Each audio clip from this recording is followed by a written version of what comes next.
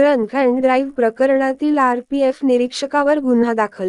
दारू पिऊन सरकारी वाहन चालवत असताना अपघात केल्याप्रकरणी मनमाड येथील आरपीएफ इन्स्पेक्टर यांच्यावर विविध कलमान्वये गुन्हा दाखल करण्याची घटना मनमाड शहरात घडली असून, दारू पिऊन बेजबाबदारपणे गाडी चालवत अपघात केल्यानंतर समोरच्या व्यक्तीला आपल्या पदाचा गैरवापर करत शिवीगाळ व धमकावल्या प्रकरणी तसेच महिलांना देखील अश्लील भाषेत शिवीगाळ केल्याप्रकरणी संबंधित इन्स्पेक्टरवर गुन्हा दाखल करण्यात आला। या घटनेने शहरात एकच खळबळ उडाली आहे। याबाबत आय.ओ.डी.पी. भागात राहणारे फिर्यादी अमोल दंडगवाळ यांनी अधिक माहिती दिली आहे। दारू पिऊन गाडी चालवत अपघात केला, यानंतर त्याची चूक असताना देखील कोणत्याही प्रकारची माफी न मागता उलट आपल्याच पदाचा गैरवापर करत फिर्यादीला शिवीगाळ केली। याबाबत मनमाड शहर पोलीस ठाण्यात गुन्हा दाखल करण्यासाठी गेले असता रात्री 12:30 वाजेपासून गुन्हा दाखल करून घेण्यासाठी तक्रारदार सांगत असताना देखील अनेक कारणे सांगून पोलिसांनी टाळाटाळ करण्याचा प्रयत्न केला। अखेर सकाळी 5:30 वाजता त्यांनी रीतसर गुन्हा दाखल करून घेतला असून पोलीस हे आरपीएफ इन्स्पेक्टरला वाचवण्यासाठी प्रयत्न करत असल्याचे निदर्शनात आले।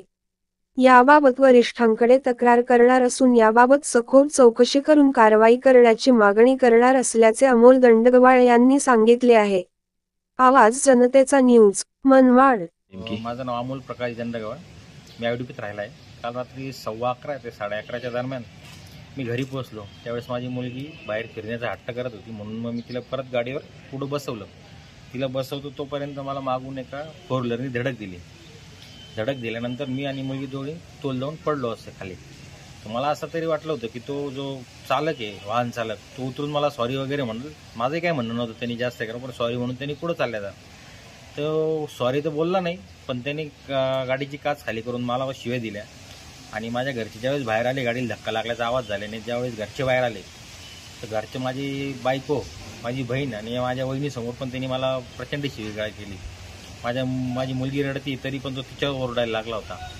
त्याला पुष्कळ समजवलं तरी तो ऐकण्याच्या मनस्थितीत नव्हता। तो इतकी दारू पिलेला होता की त्याला गाडीसुद्धा चालवता येत नव्हती। त्यानंतर आम्ही पोलीस स्टेशनमध्ये गेलो, पण पोलिसांचं एकूण जर हे बघितलं तर ते टाळाटाळ करत होते त्याच्यावर काही हे करायला, कारवाई करायला ते टाळाटाळ करत होते।